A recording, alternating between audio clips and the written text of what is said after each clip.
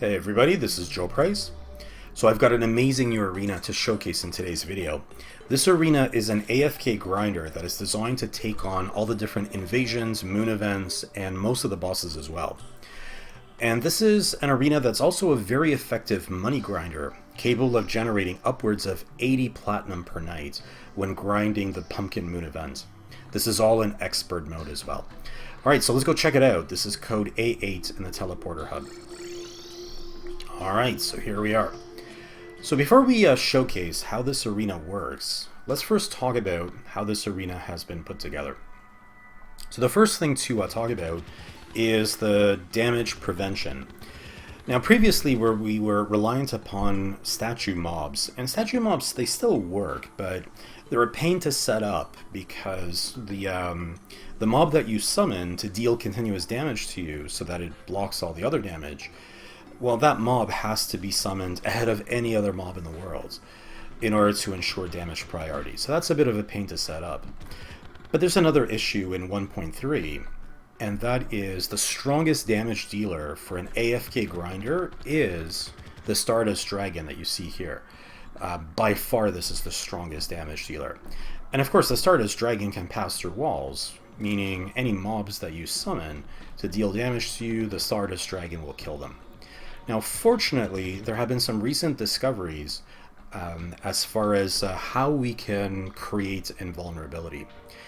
So there have been a couple of proposals by a forum member by the name of Thinner, who started up a thread on the T-MEC social forums, and I'll link that thread in the description box. And one of the approaches that he proposed was to generate continuous fall damage in order to block the hits from the various mobs and bosses. And that's exactly what you're seeing right here. This vertical column is basically a dropper. It drops the player from a certain height to the ground, and the player will sustain a little bit of damage. And it's actually 1 damage that the player will sustain so long as the player has at least 25 defense. Now this is a height of 26 tiles, which is the minimum height necessary for there to be fall damage. So long as the player is not wearing any wings, so I'll remove the vortex booster here. If I step into the teleporter here, it'll teleport me up to the top and then hoik me straight down onto the ground, and I'll take damage. So just like that, I'm taking continuous damage. Notice my life is slowly going down because I have a bit of life gain here through the heart lantern, the campfire, and also I'm passing through some honey as well. Now to get out of this thing, I need to equip the wings and just hold to the left, and I'll just step out of the downward hoik. Now, this particular setup has been used by another forum member. He posted this setup in the same thread that was started by Thinner, and this is a forum member by the name of Hardmode 2001. So it's a very effective setup that he used, and I'm using that here in this particular arena. Credit also goes to Zero Gravitas and Z26 for their contributions in the thread. They tested this out. They determined what the minimum distances are, what the minimum defense was, so that you would only sustain 1 damage, so on and so forth. So this works out very nicely. Again, I'll link the thread. Make sure to check it out. It's very interesting, just the progression of ideas and how we've reached the end product here. Now, we need a spawn surface, so the spawn surface is on the far left here, and this should look familiar to those of you that have watched my early videos on Pumpkin Moon AFK farming and Frost Moon AFK farming. So we have a spawn surface here that's lined with teleporters, and the idea is that any mobs that spawn here will be immediately teleported to this teleporter that is right by this player damage machine. The idea is to make sure that this Stardust Dragon doesn't wander very far, and the other idea is to make sure that when the mobs die here, the player will instantly collect any drops, money, hearts, things like that. Now, of course, not everything's going to get teleported. During some of the events, some of the mobs are teleport-proof. For instance, poltergeists during the Pumpkin Moon events will just slowly saunter over to the player position.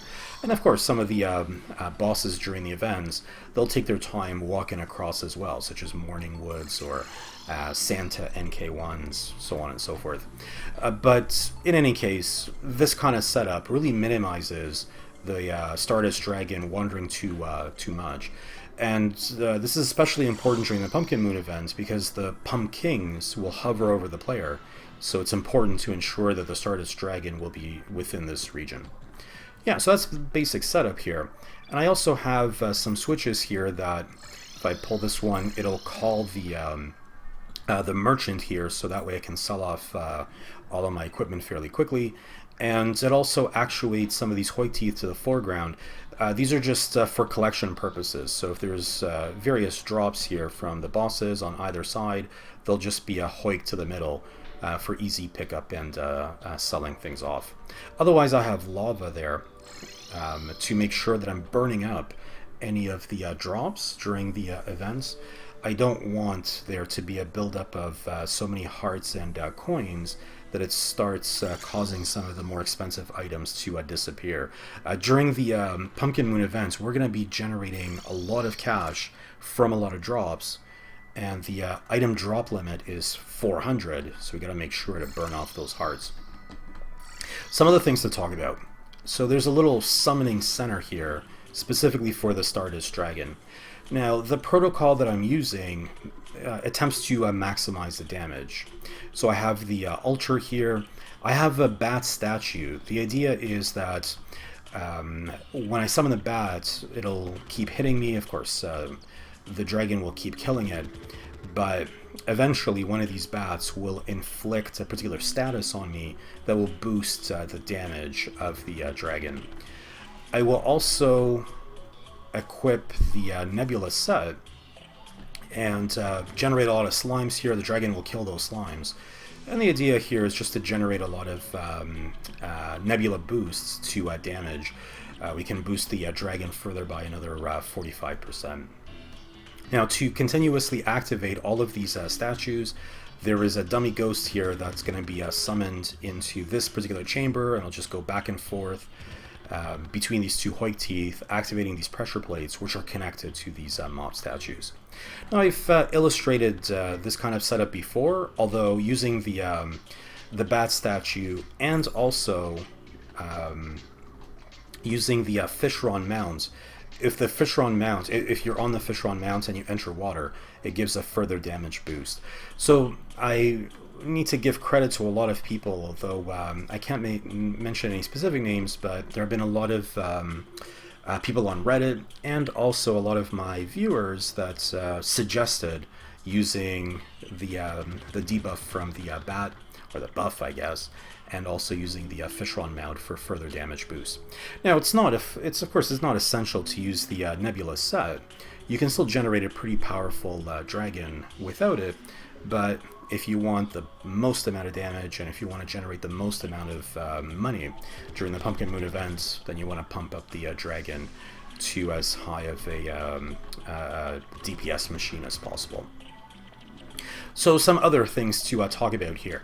I've arranged so that we can summon all the bosses as well, all the hard mode bosses, except for the final Moon event bosses. This doesn't work for the Moon Lord because our damage prevention machine here, it won't prevent the damage from the Moon Lord. So over here we have a little bit of space to summon Fishron, and we can just use our fishing pole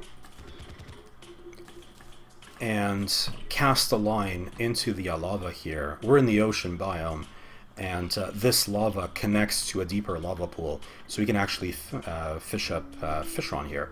And you see that this bobbed up and down, so we're ready to pull Fishron out of the lava here. Now there's a lever that also takes us to a portion that's just underground. And here we have the jungle. We can spawn Plantera bulbs, and as you can see here, it teleports me directly into the machine that prevents the damage, and we'll just grind up Plantera pretty quickly here. Yeah, it's a little bit annoying to have this kind of vertical motion, this vertical shaking, but hey, it's AFK. It's not like you have to stare at the screen while the grinding is taking place. Just wait for this dragon to kill it off. This dragon is not at full power. I'm going to demonstrate in a moment how the dragon can take on all 6 of the hard mode bosses without or making sure that the dragon is at full power. Alright, so that's how the arena looks, and of course I have all the different banners here for all the different mobs that can spawn during the moon events and during the invasions as well. Now, some other teleporter destinations to talk about here. One of the teleporter destinations is to the immortality machine that I showcased a couple of videos back. So this is the grinder for the Moonlord that can be used along with the other bosses as well. And finally, we have this teleporter destination. This is out in space, and this is just to maximize the chances of a alien probe spawning, so that way we can initiate the alien invasion event. Alien invasions can take place anywhere, so long as there's an NPC present.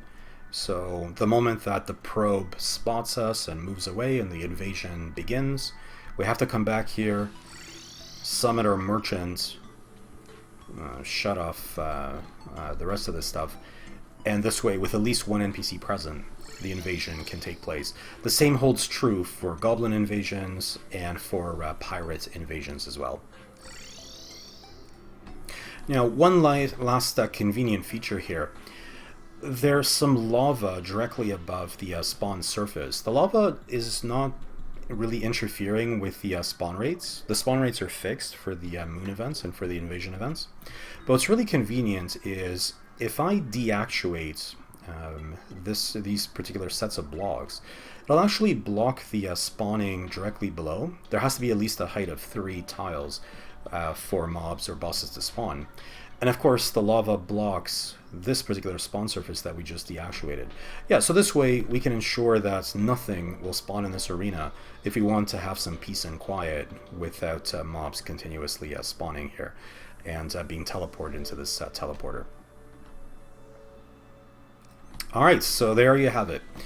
So next up, I will showcase this arena in action against the Pumpkin Moon event first. So because of the constant jarring of the screen vertically, I'll speed up through the event the moment that we get to the final wave, and then you can watch the collection of all of the items and selling everything off to generate 78 platinum. And then afterwards, I'll showcase this arena when I fight the 6 hard mode bosses. Alright guys, so enjoy the next 2 segments.